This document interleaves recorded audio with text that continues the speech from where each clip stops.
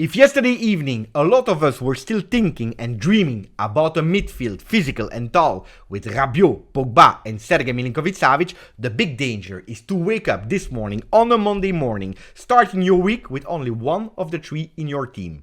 Adrien Rabiot. Because yesterday, total chaos. You remember when I told you Mercato is crazy? Well, Mercato is crazy. Yesterday evening, they started with some first videos and leaked pictures of Paul Pogba visiting Saudi Arabia, according to some people only for religious matters, according to other ones to listen and to visit the infrastructure of Al-Ittihad. This morning, Al-Ittihad, still the same Saudi Arabia team, apparently made a huge offer for the Serbian 21 from Lazio, and according to some sources, he already accepted it. What about the midfield future of 23-24 Juventus? We'll talk about that in today's video.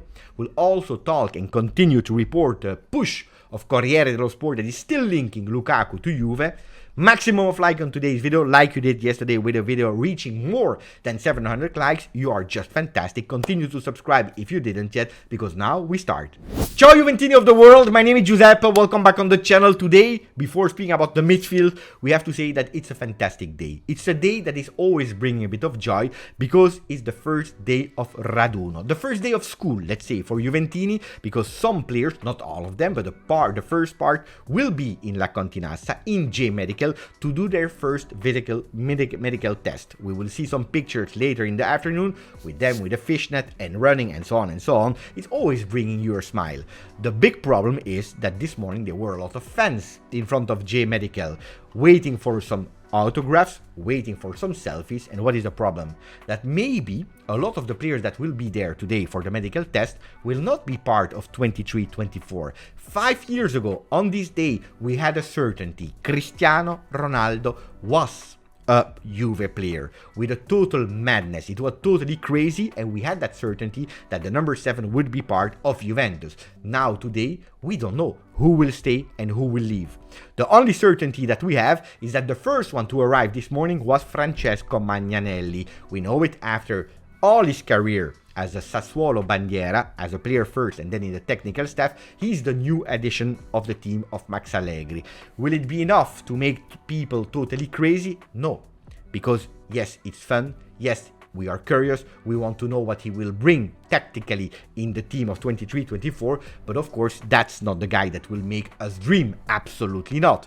On the other side, I have to address something, because if yesterday some sources, and we know which sources, the pink sources, were telling us that Max Allegri would even take some days of holiday more being in La Continassa towards the end of the week, well, Max Allegri this morning, as I believe should be mandatory, was in La Continassa. He arrived with a white jeep, he's there.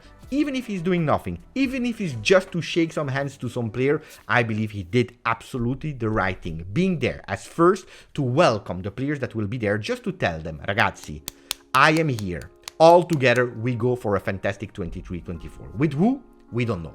We don't know. And now let's go back to rebuilding the story of Paul Pogba, that this morning should also be in J Medical, because he landed again from Saudi Arabia. We saw the first picture of him in Caselle. But what happened this weekend? Well, after some calls, after trying to understand the situation, Paul Pogba, indeed, after the training session on Friday, he took a private plane at 2 p.m. Italian time to fly to Jeddah in Saudi Arabia.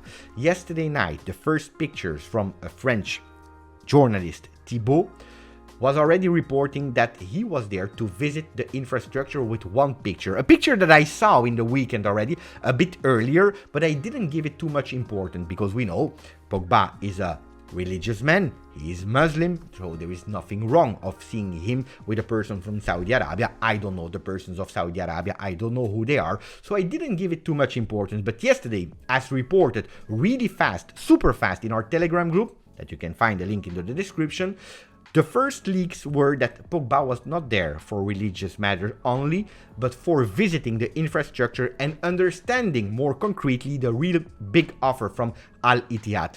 It's not a secret that a Saudi Arabia team was on Pogba. We were already speaking about it. I always told you, I would not be sure and bet 100% that Pogba will be there in 23-24. Well, apparently yesterday and this weekend he was all weekend long in Saudi Arabia. The first picture was leaked and we started to see him welcomed in the airport of Jeddah. Then we saw some pictures of him with a fan, a TikTok with him answering the fan, what will happen today? No, nothing will happen today. Tomorrow, we don't know. Which team I would choose between the two teams of Saudi Arabia? Well, I don't know. And he started to laugh. So, too many things that are telling us that it's not for religious matters that he were there. A few minutes later, a few hours later, probably there were some talks also with people from Sky and so on that were starting to push also the picture on social media from Paul Pogba that was showing with pictures that he was there for religious matters. So we have two sides of a story of Paul Pogba in Saudi Arabia. One that is saying for religious matter only, the other ones to visit and understanding more concretely the big offer, 100 million for 3 years. Ragazzi, I believe that the truth is in the middle. I believe that Pogba could really clearly do both of the things simultaneously, religious and sporting side. Now the big question is, what will Juventus do? Was Juventus aware of that visit? I believe that Juventus was aware of it. Now, why is Pogba going there? We don't know at the moment.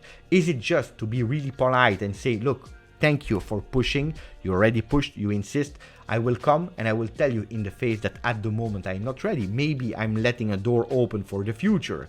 Maybe it's because together with Juventus they understood that he can't be anymore the player that can reach 100%. Some people, some personal players are telling us that Pogba is doing everything to come back at his top level. But at the moment we have no certainties. If Juventus is aware that there is still a doubt about the physical condition of Paul Pogba, it makes totally sense that they would say, look, Paul, if you want to go there, if you want to understand, and if you can't guarantee you 100% that you will be that player anymore, well, bring us between the 10, 15, 20, 25 million euro, bring us an offer that will repay us that year that we paid to you last year, and you can go. And that's also why, since yesterday, there started to be a lot of leaks of a possible meeting the end of this morning, so now, as we speak, between Juventus and Lazio. Look, Gazzetta dello Sport is convinced about it. Pogba si avvicina all'Arabia. Pogba is getting closer to Saudi Arabia. On the other side, Tuttosport is convinced that there will be that huge meeting with Milinkovic-Savic because and Max Allegri and Giuntoli, they are convinced about it and sure about it that Milinkovic-Savic is the one that will upgrade you that midfield.